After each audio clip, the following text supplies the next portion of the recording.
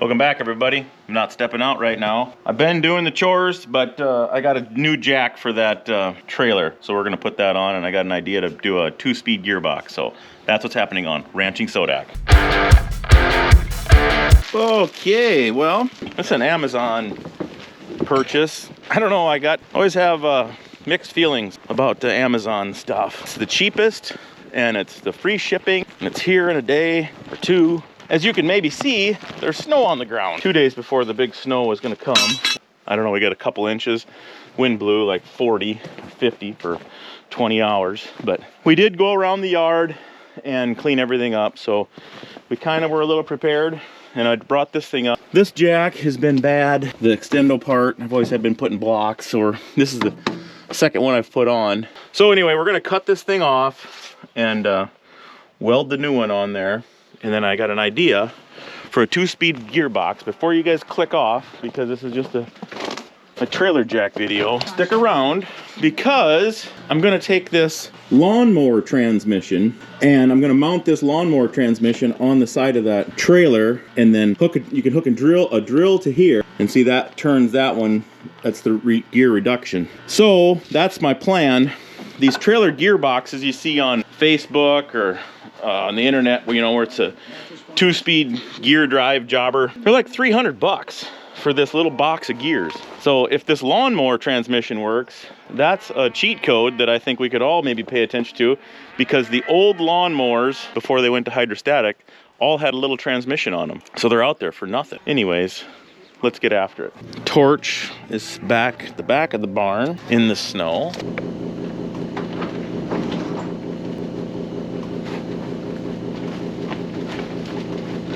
I do an epic time lapse of me torching this off, but Sassy Pants isn't around today. Millie had an accident. Millie is our little cow dog. She jumped up on the back of the flatbed and got her leg caught in the stake hole holder, and then she got hung there for a little bit and ripped her shoulder out of place, pulled her shoulder completely out of her socket. So Kari had to go a couple 100 miles south to a vet, and she's getting her patched back up, hopefully. Think of Millie for a second there. Hope she comes out all right. Let's torch this puppy off. Well, I left this thing set outside, which I didn't know would be that big a deal, but apparently it is. This thing's got some ice and it won't let any settling come out. So, did I mention I hate winter? But the good thing is we got the boiler going yesterday. I fired that thing up.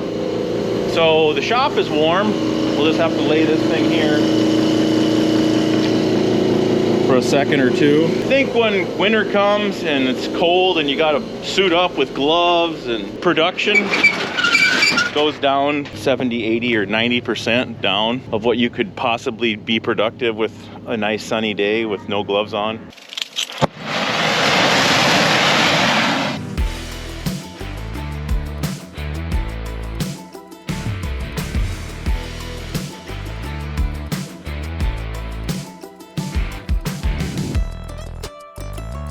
MC Hammer time!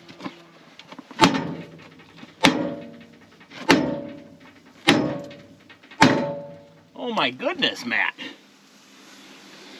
Oh. I thought that'd be a lot more climatic than that.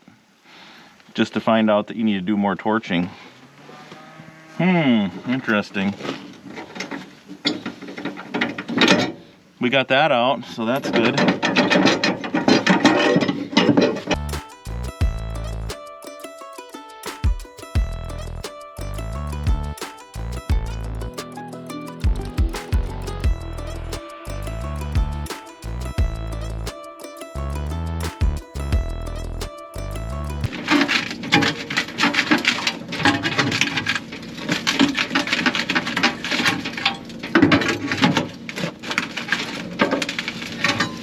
Puppy is on there.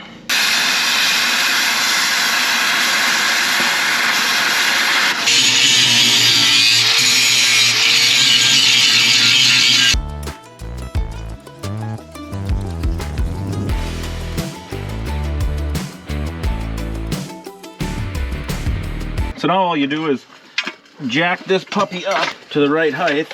I might have got it too high already. Oh boy.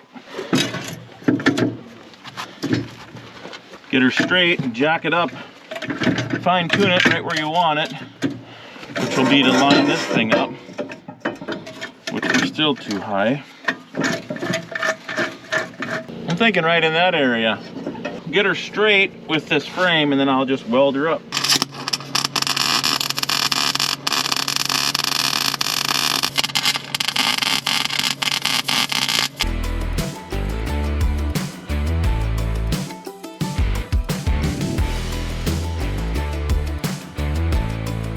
Well, I got my classic welds on here. If you've ever watched me weld or been around for a while, this is called the roosting chicken with mild diarrhea. That's what I call these beads. So she ain't going anywhere. Now we got to decide what we're gonna do here. We got to get this extended out, whether we use this rod here. I don't think I will, actually. And then we're gonna try to mount this gearbox right out here. We got to take a look at that. So let's go grab that gearbox and we'll hold it up there. Get a measurement on some bracket pieces. So here's the drive. This one's the drive. So it's got to be lined up with this hole here. We got enough room to get a drill on here, and there's holes right there threaded in. So we could put some plate or angle, bolt it to here and weld it to here. So we just got to decide how far we want. So if our first one is at 8 inches, let's go see if we can find some iron for that project. These are those cutoffs from that pallet racking we used for our uppers. Oh no, oh I thought them holes were gonna line up for a second there. They might actually kind of halfway. We might be able to use them.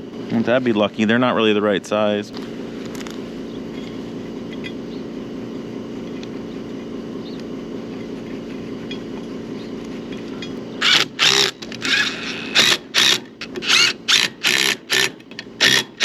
I put that on totally backwards. There we go, we get to do that again.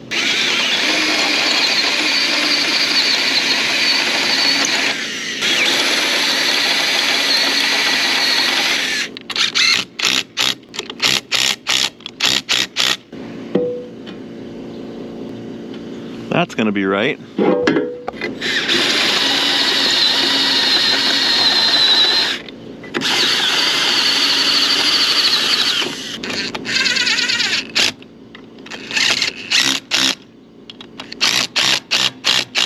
So there, if we weld that puppy on, now we got to decide what we're gonna do, how we're gonna get this hooked to a shaft or to that rod going in there. There was something like a spline pulley or a sprocket that went on there, but that's long gone, my guess. You know, but see, like this has got splines. It's way too big, but it'd be something like this. If I had that socket, or I mean that sprocket, that'd be something I could slip on there and then weld the longer rod to. So I'm gonna look around in my inventory room for something that will slip on there and be able to weld on. And then we'll have to decide if what we're going to use for a rod. These are solid sucker rods. Well, I think that sprocket or whatever was on here is long gone. If I could drill this out just enough where it would barely slip on there and I could weld the top. Why don't you grab it with a wrench, Matt, instead of trying to hold it with your super grip hand.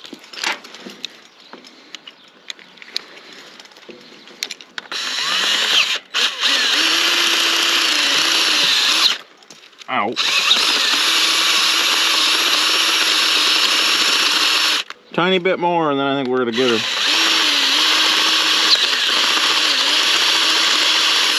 So that's about half on there. I'm gonna go ahead and weld that in there, being careful not to spend a lot of time heating her up.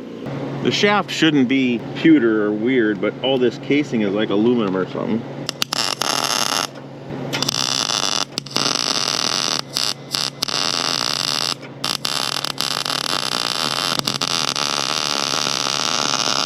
I think I better cool her down in some water.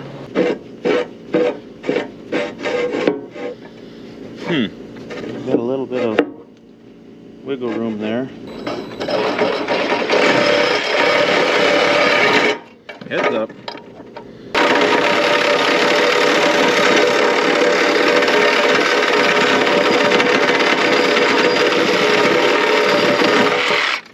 Do I dare weld it on there? As I look at it, I wonder if we shouldn't weld, we could weld another bolt or another nut on the end of here and then drill a hole through here and put a pin through it. That way we could take it off and throw it in the junk pile when it doesn't work. Let's do that. Let's get a small bolt, like a 3/8 or a little bit bigger, and weld it sideways on here for a hole to pin it.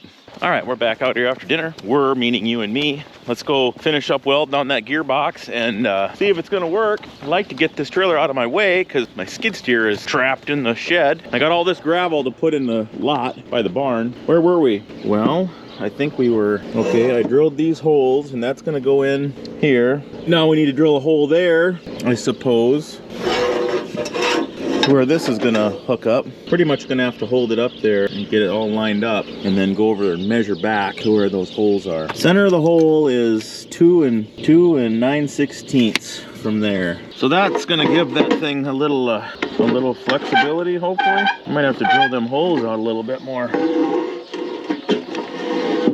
The other thing a guy could do would be, you could weld one of these, but then you would have to bolt this one through here, a hole with a piece of iron, and then have a loose bolt hole so it could kind of wobble. Well, let's drill this in here first.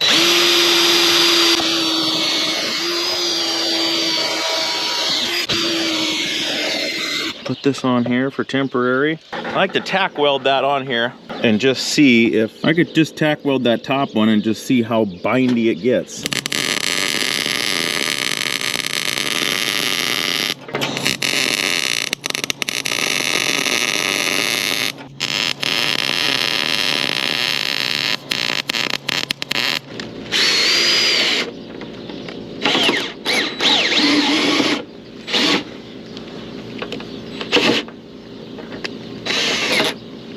So that's going up.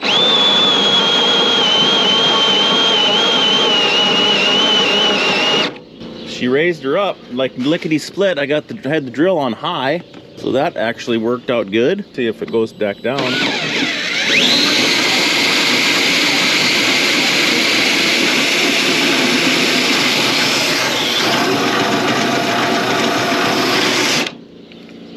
Huh. Kind of works just like the on TV, as seen on TV. So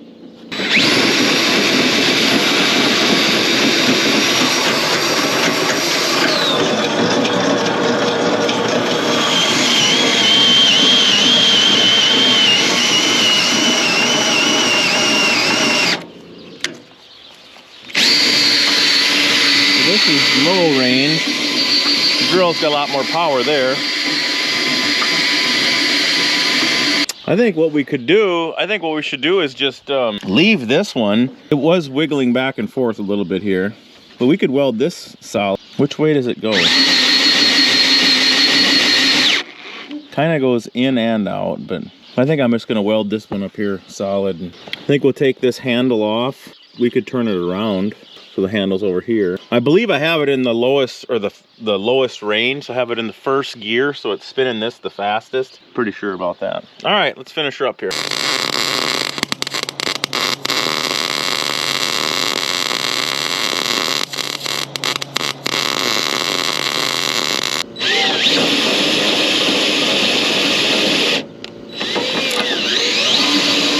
I think we will put a nut, weld another nut on the end of here. So I'm gonna drill out some of these threads and see if I can get that thing to half wedge on there. And we'll just put a little tack on there.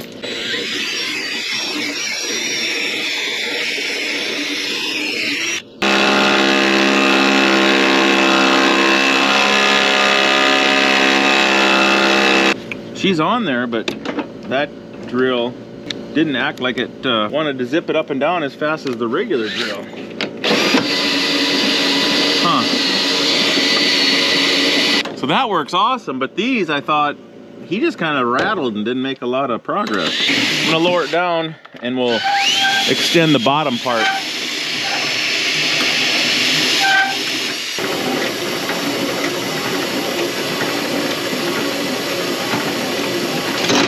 Welcome to Dane's World. Anyway, guys, we're at the shop right now. It's starting to get cold up here in South Dakota. It was like 10 degrees when I woke up this morning, and I started the old pickup. She fired up, and we came down to work, and that's what we're doing. So a little bit before the guys get here, they'll be here in about an hour, I suppose. But we're building a lot of these Cobat mats right here. That's what we've been doing a ton of. 10 by 10. It's got the hole in the middle, as you can see right there. That one's folded in half right now. we got a full-sized one, or this one that's laid out up here that's not done yet. We quit a little early on Friday, had some other stuff to do, but this one is gonna get finished right away this morning. And then I'm gonna start working on, hopefully we build three, four more of them today.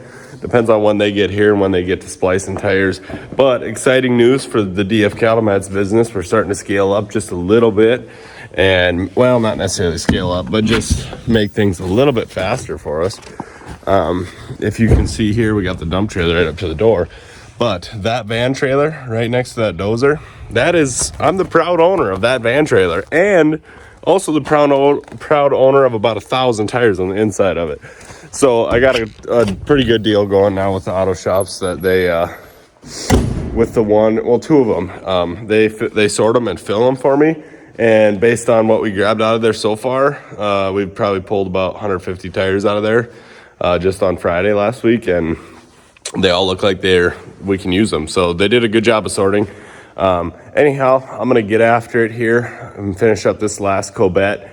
These are all going out to Kamak in Union Center.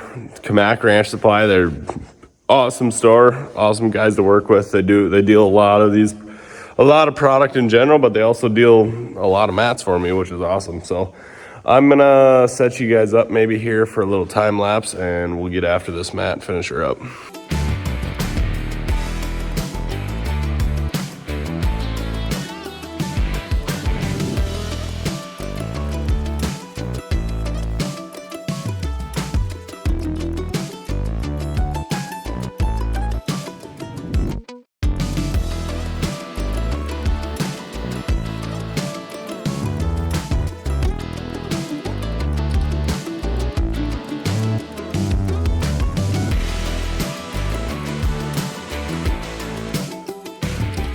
All right, guys, as you can see, with the power of the ranching Sodak hat, you can accomplish anything in life, baby. We got this cattle mat done right here for the Cobet. In the next 2 days, we got to build at least 5 more of these to go to Kamak. So hopefully we can get those done. The guys should be showing up any minute here. It's 8:58, so they usually get here at 9 o'clock.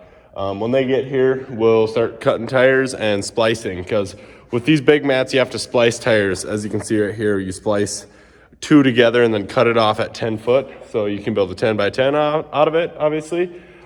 So we're going to get that done. We're going to keep rocking and rolling. Don't forget to go check out the Ranching Sodak hats, though. Link down below. Yeah, this is what I'm doing. I'd love to keep you guys here, but I'm going to be doing the same thing all day long. Maybe we'll do an epic time lapse someday of a whole day at the shop. But not today on the phone. I got to listen to some podcasts. So stay tuned. Thanks for watching this little segment, and back to Matty Ice. Peace. Well, that's good news for Millie. It sounded like it wasn't going to be too expensive, but you know how them vets are for small animal business. They pull on the heartstrings. So anyway, sounds really good for her. Drill them out now. See what we can get her put together. I think it's going to work good.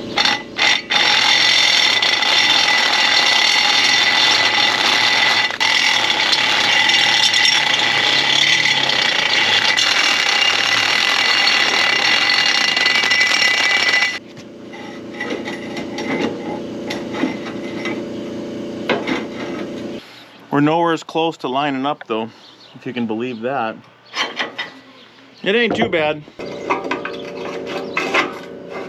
If I wouldn't have told you that I was off and had to torch a little bit there, I could have just edited that out and just said, perfect shot, first shot. Nice job, Matt. But it's all 100% transparency here, folks. It's fine because it needed to be cut off the top.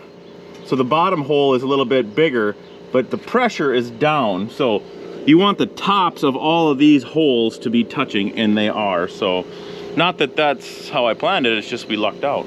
Now we can tighten these up, and this will lock this thing from wiggling.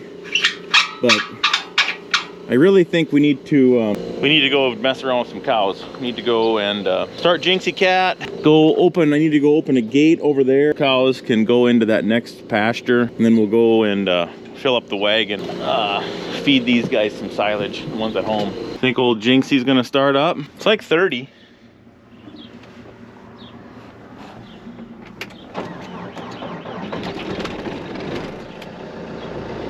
Oh yeah, she fired right up. I've been driving the Merlot home because I'm hoping that I can get on to tinning the front part of the barn one of these afternoons. I did get this thing out yesterday and fed one load, got everything hooked up. We're going the right direction.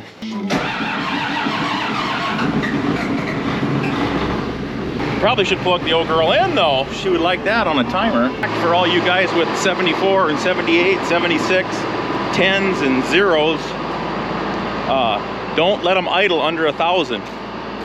There's a stub shaft that goes from between the engine and the transmission that'll start to vibrate and go bad. So make sure you're idling them at least 1,000 or over. I didn't learn that the hard way, but my neighbor did.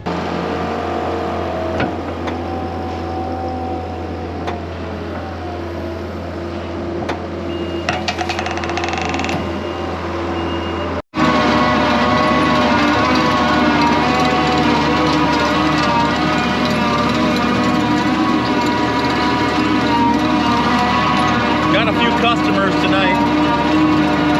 Thanks for tuning in. We'll catch you on the next one. Peace.